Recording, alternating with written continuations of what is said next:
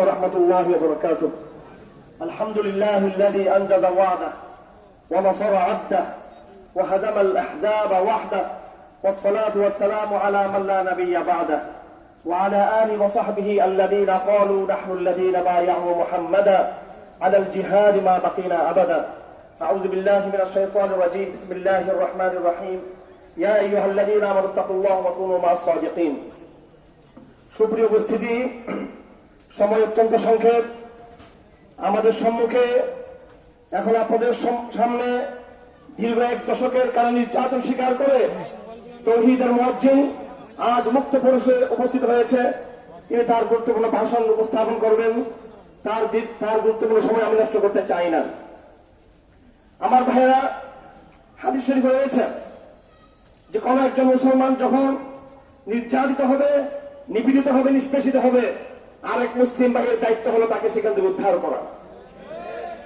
ইসলামী ফিকহের কিতাবে স্পষ্ট রয়েছে, ফাক্কুল আসীর ওয়াজিবুন শারআন, একজন কারাবন্দীকে মুক্ত করা সকল মুসলমানের উপর ফরজ।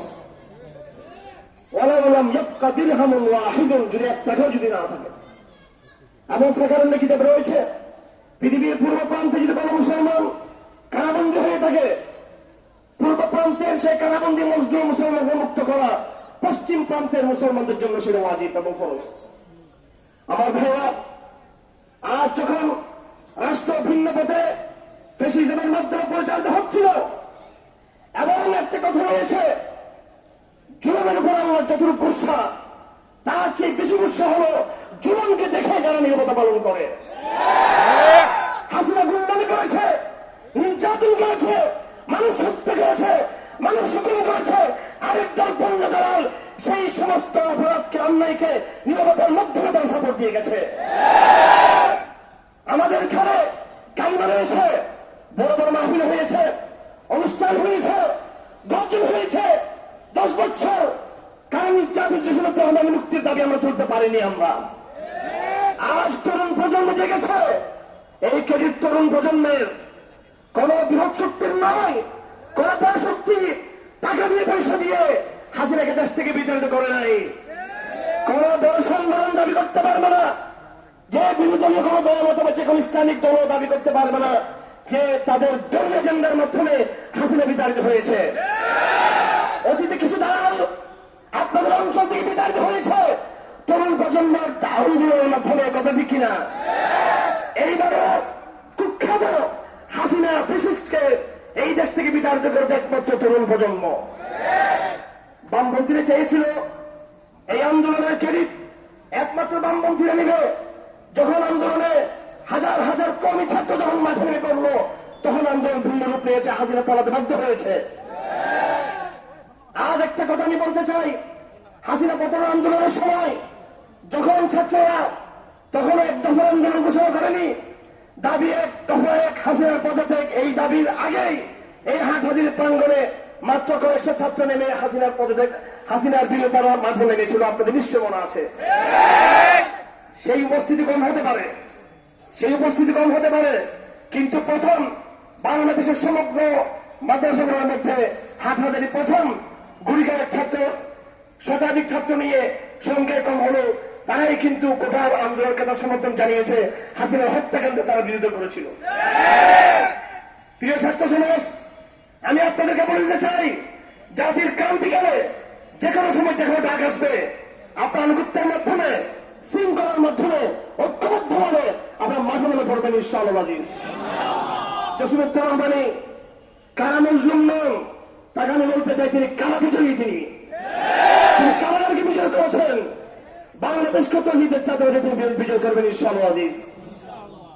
তার বিরুদ্ধে চক্রান্ত শুরু হয়েছে, ভারতীয় মিডিয়া তার বিরুদ্ধে চক্রান্ত করতে শুরু করেছে এবং ভারতের কিছু দালাল মিডিয়া বাংলাদেশে রয়েছে। আমি ঘোষণা দিচ্ছি, জসিমুদ্দিন রহমানের মাধ্যমে কোন ভুয়াবাজি হবে না, জসিমুদ্দিনের মাধ্যমে কোন ঘোড়া ফুটবে না, আরেকটা হলে আবেদন হবে না। এরপরও যদি কোন মিডিয়া, কোন শক্তি আমাদের কাউকে, আমাদের শেখ জসিমুদ্দিন রহমানকে আবার জঙ্গিবাদের টাকা লাগায়, সেই মিডিয়ার অফিস ঘেরাও করা হবে।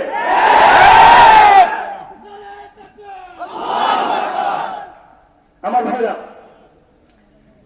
2013 সালে দিয়েছি হেফাজত ইসলামের সাথে মৌলানা জসিমউদ্দিন রহমানের সম্পর্ক কোন জায়গায়? হেফাজতের যারা কেন্দ্রীয় নেতৃবৃন্দ রয়েছেন, হানাদের নেতৃবৃন্দ যারা রয়েছেন, যাদের অনেককে আমরা আজকে এখানে দেখতে পাচ্ছি না, ইমানের ঠিকানায় উপস্থিত হতে না পারা, এটা দুঃখজনক। কিসের ভয় করেন? জঙ্গিবাদ তকমার ভয় করেন? তারা জঙ্গি আপনাকে বলবেই নামাজ পড়াও জঙ্গিবাদ, যাকাত দেওয়াও জঙ্গিবাদ, হজ করাও জঙ্গিবাদ, কোরআনও জঙ্গিবাদ, হাদিসও জঙ্গিবাদ, তাদের ভাষায় কথা ঠিক কিনা?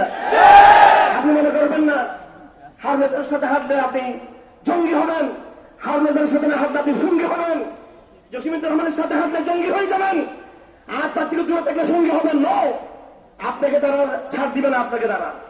এই জন্য যারা ভয় পাচ্ছেন, ভয় পাইয়েন না।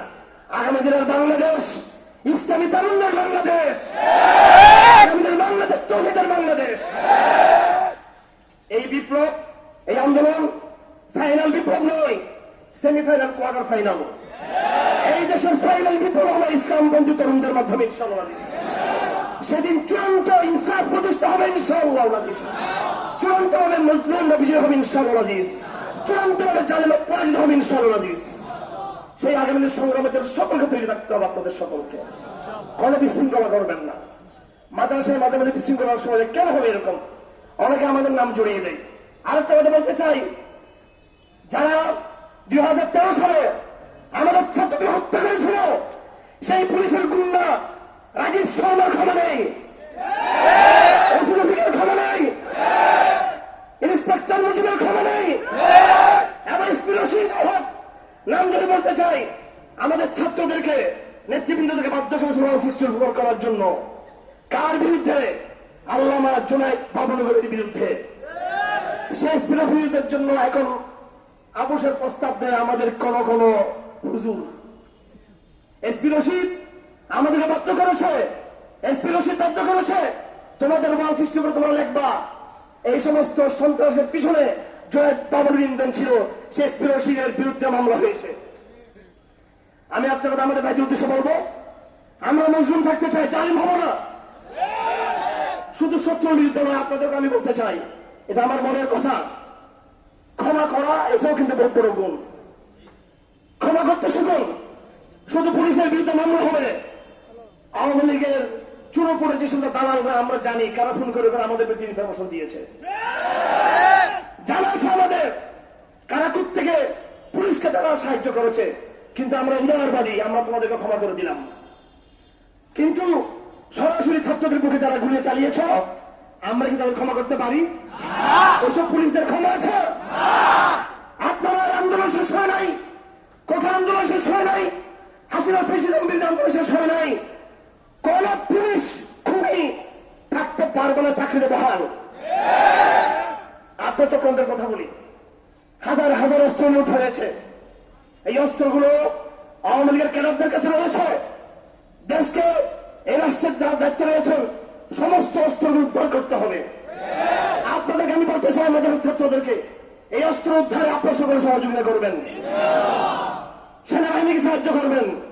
এই আন্দোলন তাদের অবদান রয়েছে। সেনাবাহিনীর তরুণ এবং অফিসাররা আর লাখ লাখ কোটি মানুষের তরুণ প্রজন্ম এবং কেবল বিশ্ববিদ্যালয়ের তরুণ হৃদয় হয়ে যায়, তাহলে কোন শক্তি আমাদের সামনে টিকে রাখতে পারবেন ইনশাআল্লাহ। বিভেদ তৈরি করার চক্রান্ত চলতেছে। আগামী দিনে কিছু হামলা হতো, তারা করার চেষ্টা করবে মন্দিরে বা জঙ্গিবাদের নামে, অথবা কোন লুটকৃত অস্ত্র ব্যবহার করার চেষ্টা করবে, চেষ্টা করে বলবে হারানের মাদ্রাসারা জঙ্গি হামলা করেছে, সাবধান থাকবেন। লুট হওয়া অস্ত্র দিয়ে আমাদের ইচ্ছা হামলা করবে না। কোন সময় বাংলাদেশে লুট হওয়া অস্ত্র দিয়ে হামলা যদি হয়ে থাকে, মনে রাখবেন ভারতের রতার সাথে যুক্ত রয়েছে, ইন্ডিয়ার গুপ্তচরে যুক্ত রয়েছে, আওয়ামী লীগের সমস্ত আগেকার যারা খুনি ছিল, গুম খুনের যারা গুম খুনের যারা নায়ক ছিল, তারাই তার সাথে যুক্ত রয়েছে। এই জন্য আগামীদের ছেলেগুলো আমাদেরকে সতর্ক সাথে আমাদের মোকাবিলা করতে হবে। আমি স্পষ্ট বলতে চাই, এই মামলাগুলো যেগুলো হচ্ছে, যারা আওয়ামী লীগে রয়েছেন খুনি, সরাসরি খুনি, ক্ষমা নেই তাদের। কিন্তু যারা দালালি করেছেন, আমরা আপনাদেরকে ক্ষমা করার পক্ষে। আপনাদের ক্ষমা চাইতে হবে। একজন বড় পুলিশ অফিসার, তিনি ক্ষমা চেয়েছেন টেলিফোন করে, বারবার ক্ষমা চেয়েছেন, পায়ে পড়েছেন, এসপি আমরা তাকে ক্ষমা করে দিয়েছি, তার নামে কোনো মামলা হয় নাই। কিন্তু আমার জানা মতে এসপি রশিদুল হক এখনো পর্যন্ত যারা আমাদের ভাইয়ের শহীদ হয়েছে তাদের পরিবারের কাছে সে ক্ষমা চাই নাই। তাকে হানাদারের মধ্যে আসতে হবে, এসপি রশিদুল হককে হানাদারের মধ্যে আসতে হবে, মিম্বরে দাঁড়িয়ে কান ধরে বলতে হবে আমি অন্যায় করেছি, জনাব মামুনুলের নামকে এই নসিস করে সংযুক্ত আমি অন্যায় করেছি। এসপি রশিদুল হককে আল্লামা বাবুনগরীর কবরে গিয়ে ক্ষমা চাইতে হবে, তারপর তাকে ক্ষমা করা হবে। আমরা ক্ষমা করতে পারি। আমার ভাইয়েরা, আমাদের লড়াই শেষ হয়েছে, লড়াই শেষ হয় নাই।